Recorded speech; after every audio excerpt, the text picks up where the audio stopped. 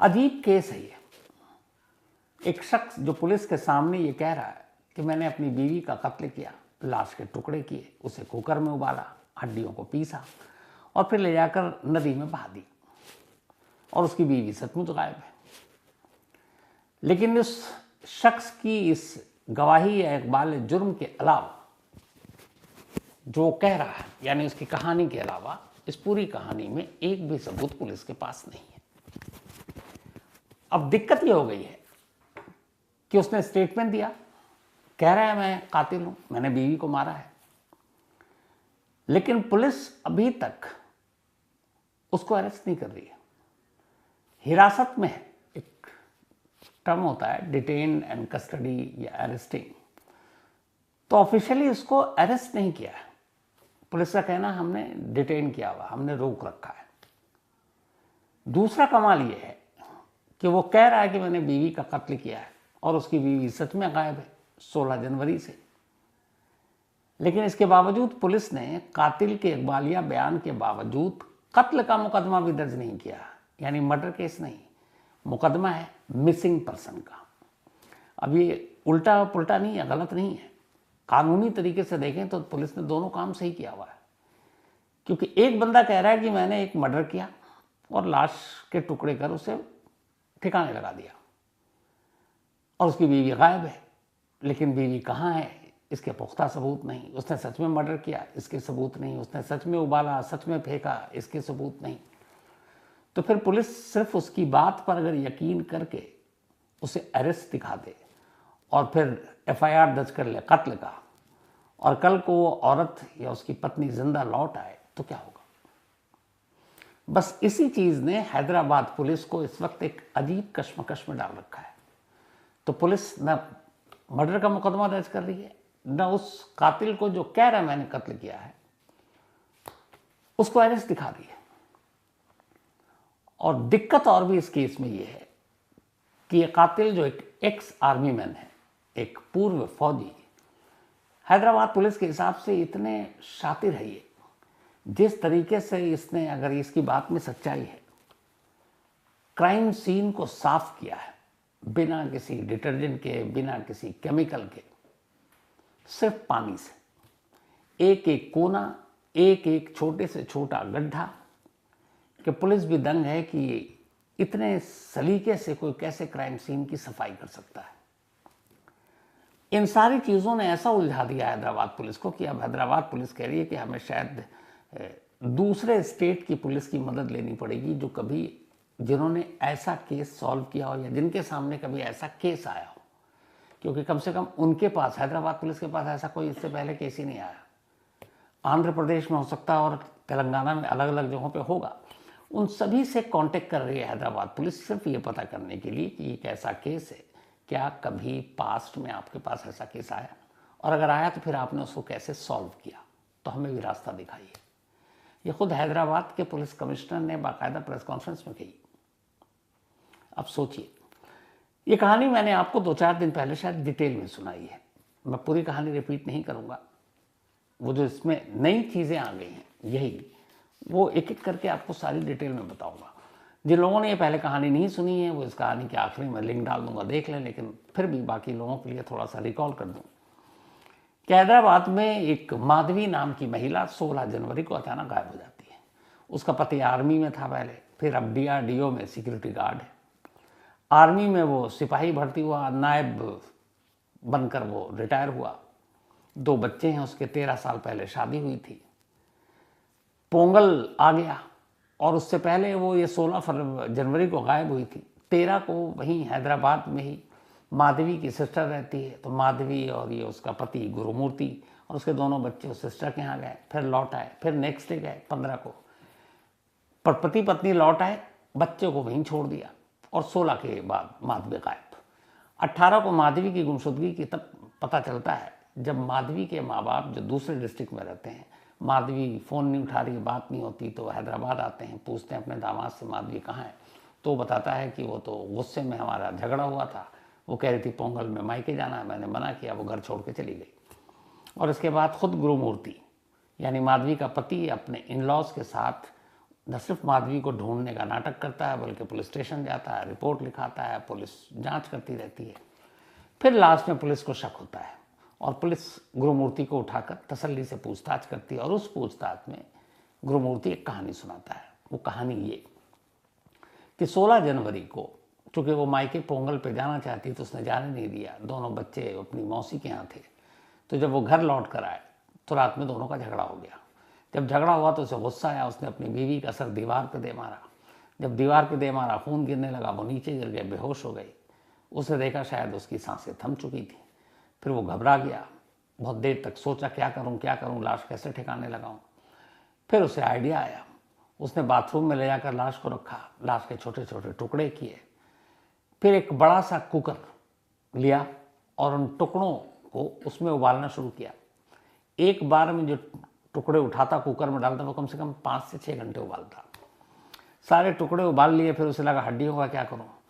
उसने स्टोव के सबसे बड़े वाले बर्नर पर उन हड्डियों को रखा और फिर उसे पूरी तरह से जलाया। फिर ग्राइंडर और जो बाकी चीज़ें होती उससे उनको तोड़ा, चूरा बनाया और सारी चीज़ों को ले जाकर नदी में फेंक दिया।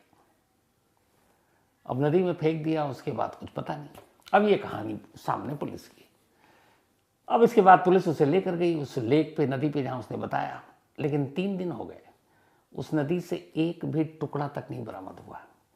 नदी में मछलियाँ हैं, नदी का पानी का बहाव बहुत तेज़ है और अब जैसे जैसे दिन बीत गया पुलिस को उम्मीद कम है कि कुछ मिलेगा। अब अगर एक भी टुकड़ा नहीं मिला तो गुरुमूर्ति की कहानी अदालत में कैसे खड़ी होगी। यही हैदराबाद पुलिस को टेंशन दे रही है। खैर, फॉरेंसिक टीम लेकर पहुंची गुरुमूर्ति के उस घर में पुलिस, और वहाँ फॉरेंसिक टीम ने अपनी इन्वेस्टिगेशन की। उन्होंने उस कुकर को भी उठाया, उन्होंने उस बर्नर को भी उठाया, उन्होंने उस चाकू जिसके बारे में उसने कहा उसको भी उठाया, बाथरूम के पाइप, उन सब जगह पे तलाशी ली और सारे सबूत लेकर चले गए। लेकिन फॉरेंसिक टीम ने अपनी रिपोर्ट जो शुरुआती, अभी वो रिपोर्ट आई नहीं है कि उसमें कुछ है भी कि नहीं सबूत। पुलिस को ये बताया फॉरेंसिक एक्सपर्ट्स ने कि उन्होंने बहुत सारे क्राइम सीन देखे, लेकिन यहाँ जिस तरीके से वो बता रहा है कि उसने इस तरीके से कत्ल किया, फिर टुकड़े किए, फिर कुकर में डाला, पूरे घर का कोना कोना ऐसा उसने साफ किया था जैसे कोई महारथी ही कर सकता है, जिसे मतलब बेसिक पता, उसे ये भी पता हो कि जब फॉरेंसिक टीम आती है तो एविडेंस कहाँ कहाँ से कलेक्ट करती है, क्या क्या ऐसी चीज़ें हैं जहाँ से साफ सफाई करने के बाद, धोने के बाद भी कुछ चीज़ें रह जाती हैं। एक एक चीज़ उसने मतलब तसल्ली से उसकी सफाई की है। अब फॉरेंसिक टीम को वहाँ से कोई नमूना मिलेगा भी कि नहीं मिलेगा, इसकी उम्मीद बड़ी कम है। अब नहीं मिला तो क्या होगा। तो हैदराबाद पुलिस ने कहा इसी सवाल के जवाब में कि हम टेक्निकल एंड फॉरेंसिक 2 एविडेंस का इस वक्त सहारा लिए हुए हैं और इन्हीं से हमें उम्मीद है। टेक्निकल सर्विलांस का मतलब ये हुआ कि माधवी एक तो कहाँ है, माधवी का मोबाइल, गुरुमूर्ति के मोबाइल, इसके ज़रिए लोकेशन, आखिरी लोकेशन, इन दोनों के बीच में ऐसा कुछ था, उसके बाकी जो पहले के चैट्स। तो इन टेक्निकल सर्विलांस के ज़रिए या फिर सीसीटीवी कैमरा, सीसीटीवी फुटेज कि घर से उस लेक तक जाते हुए या माधवी का घर से बाहर जाते हुए या माधवी का घर के अंदर जाने के बाद बाहर न निकलते हुए, अगर ऐसे प्रूफ मिल गए तो एक एविडेंस ही बनता है। दूसरा जो फॉरेंसिक एविडेंस वो ये है कि बेशक माधवी के लाश के टुकड़े न मिले, लेकिन अगर घर के अंदर से कोई ऐसा सैंपल मिल जाए, कोई मांस का लोथड़ा मिल जाए, कोई हड्डी टूटा हुआ मिल जाए, उसका चूरा मिल जाए, कुकर में से कुछ मिल जाए, बर्नर पर से स्टोव के कुछ मिल जाए, कुछ भी एक, तो उसकी जांच फिर माधवी के पेरेंट्स के डीएनए सैंपल लेकर जांच की जाए तो फिर मिलान हो सकता है कि जो भी बरामद हुआ है वो माधवी का हिस्सा है। तो इस सूरत में भी ये हो सकता है, टेक्निकल और फॉरेंसिक एविडेंस एक केस खड़ा कर सकता है। लेकिन अभी तक ऐसा कोई पुख्ता मिला नहीं। अब इसीलिए दिक्कत ये हो गई हैदराबाद पुलिस के सामने कि 2 सोच बन गई है। एक सोच ये है कि पुलिस हैरान है कि जब इसको पकड़ा और इसने तोते की तरह बोलना शुरू किया तो पुलिस को लग रहा है कि कहीं ऐसा तो नहीं है कि गुरुमूर्ति झूठ बोल रहा है और सच में इसने अपनी बीवी का कत्ल किया भी है कि नहीं किया है। ऐसा तो नहीं है कि वाकई ये इसका झगड़ा हुआ और उसकी बीवी घर छोड़कर चली गई और उसके बाद से कहीं कांटेक्ट नहीं हो रहा है। अब बीवी के घर छोड़कर जाने में कांटेक्ट ना करने के पीछे दूसरी और तीसरी थ्योरी भी आ जाती है कि वो वाकई सिर्फ झगड़ा था या बीवी का कहीं कुछ और किसी से दोस्ती थी, क्या थी। हर लाइन पर इन्वेस्टिगेशन हो रहा है। और दूसरा, अगर ये सच बोल रहा है तो फिर एक भी एविडेंस क्यों नहीं मिल रहा है?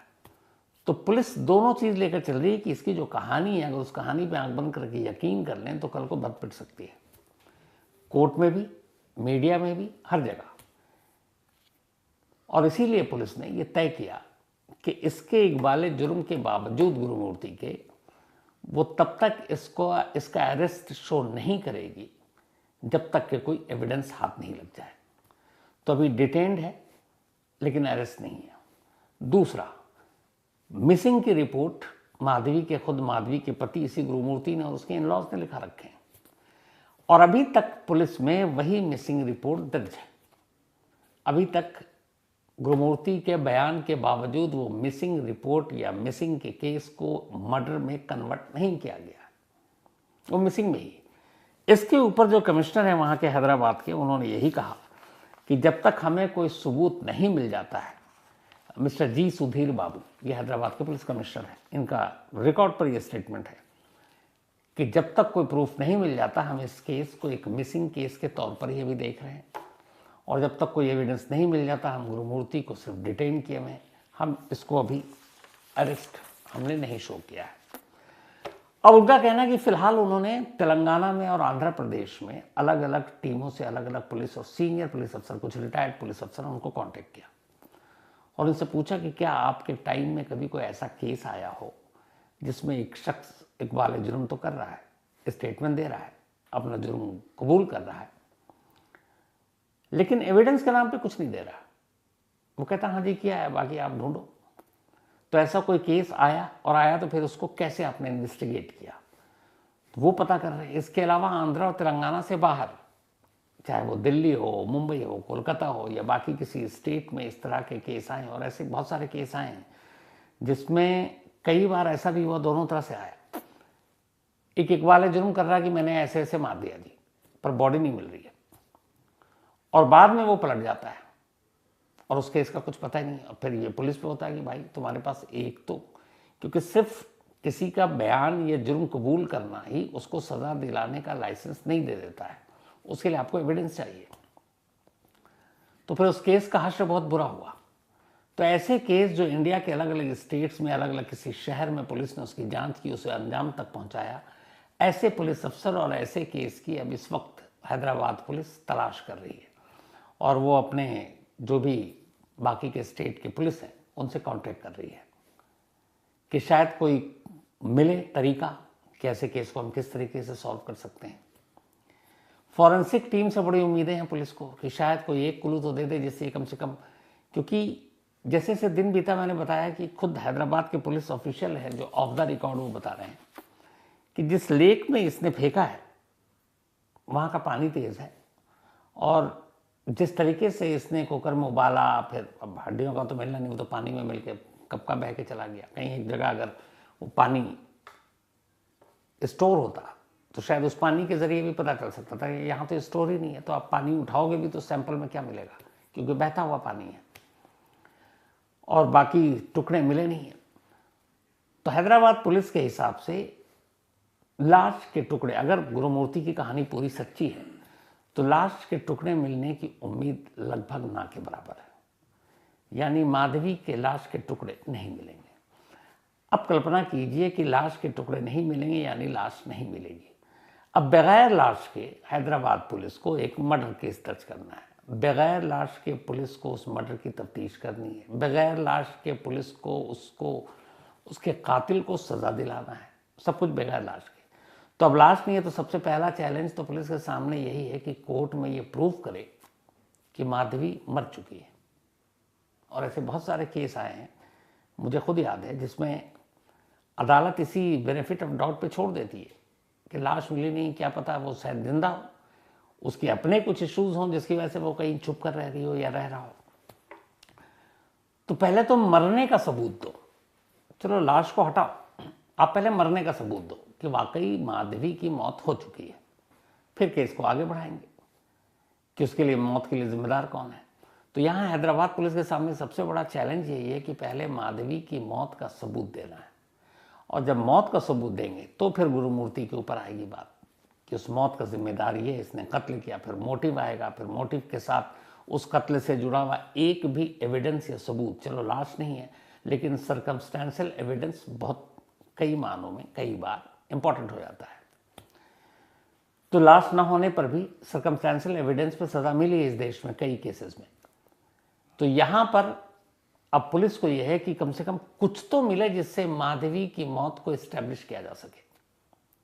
तो जैसा मैंने शुरू में कहा कि अजीबोगरीब केस है। एक तो केस इसलिए भी अजीबोगरीब है कि मतलब हाल के वक्त में सुना नहीं कि किसी पति ने अपनी पत्नी का पहले कत्ल किया, चलो दीवार पे मारा, मर गई, उसको गिल्टी फील हुआ, तब भी वो पुलिस को बयान दे सकता था। लेकिन फिर लाश ठिकाने लगाने के लिए बाहर लाश को ले जाने में उसे खतरा महसूस हुआ, तो ये पता नहीं कहाँ से दिमाग में आया कि लाश के पहले टुकड़े करो बैठकर और फिर उसके बाद उसको कुकर में उबालो, और कुकर में उबालने से क्या होगा ये भी अभी तक क्लियर नहीं है। फिर लाश के टुकड़े तो उबाल लिया, हड्डियों का क्या करें, उसका भी फिर जो घिनौना आइडिया आया उसको स्टोव के बर्नर पर जला जला कर हड्डियों को। तो ये सारी चीज़ें एक तो अजीब है इस केस से जुड़ी हुई। अब उसके बाद उससे भी अजीब ये कि कातिल पुलिस के पास है लेकिन अरेस्ट नहीं है। इकबाल जुर्म कर चुका है लेकिन लाश नहीं है। माधवी गायब है लेकिन माधवी का कहीं सुराग नहीं है, घर से कुछ मिला नहीं है। ठीक है, जाएगा कहाँ? और वाकई कई केस ऐसे होते हैं लाइफ में जो आपको पूरी तरह से घुमा कर रख देते हैं।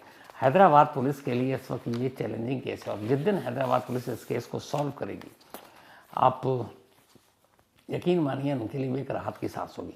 जो पुलिस ने बताया, लगभग 2 डिकेड्स तक गुरुमूर्ति ने इंडियन आर्मी में हैदराबाद में ही पोस्टेड था और वहाँ उसने काम किया था, और एक सिपाही भर्ती हुआ था और फिर नायब सूबेदार के तौर पर रिटायर हुआ था। कभी भी इसके और इसकी बीवी के बीच में कोई झगड़ा नहीं हुआ था, 2 बच्चे थे, इनकी ज़िंदगी खुशहाल थी। क्योंकि इस बात की गवाही खुद माधवी के मैके वालों ने भी दी है कि वो अपने पति की तारीफ करती थी। अब वो DRDO में एक सिक्योरिटी गार्ड के तौर पर काम कर रहा था। तो और जो पुलिस का कहना है कि जो उसने कहानी बताई उसमें है कि हर स्टोव में जो बर्नर होते हैं, 2 वाले भी होते हैं, 1 वाले भी, 3 भी, 5 वाले, इसके यहाँ 3 वाले थे, जिसमें जो सबसे बड़ा बर्नर एक था उस पर इसने हड्डियों को जलाया था। वो बर्नर भी लेकर गई है पुलिस, लेकिन उस बर्नर को देखकर भी फॉरेंसिक एक्सपर्ट जो आए थे उन्होंने बताया कि इन सब की बहुत ही सफाई से सफाई कर दी गई है। तो अब क्या होगा इस केस में, ऊपर वाला जाने, क्योंकि ये केस हर तरह से उलझा हुआ है। अजीब केस जिसमें कातिल है आप गिरफ्तार नहीं कर सकते, जिसमें महिला गायब है आप उसको मुर्दा करार नहीं दे सकते, जिसमें कत्ल हो चुका है कातिल के हिसाब से लेकिन आप कत्ल का मुकदमा दर्ज नहीं कर सकते। और ये पूरा केस फिलहाल मिसिंग कंप्लेंट और मिसिंग FIR पर इन्वेस्टिगेशन के दौर से गुजर रहा है। जब भी इसमें कुछ और अपडेट आएगा आपको ज़रूर बताऊंगा, लेकिन वाकई ये सर चकरा देने वाला केस है।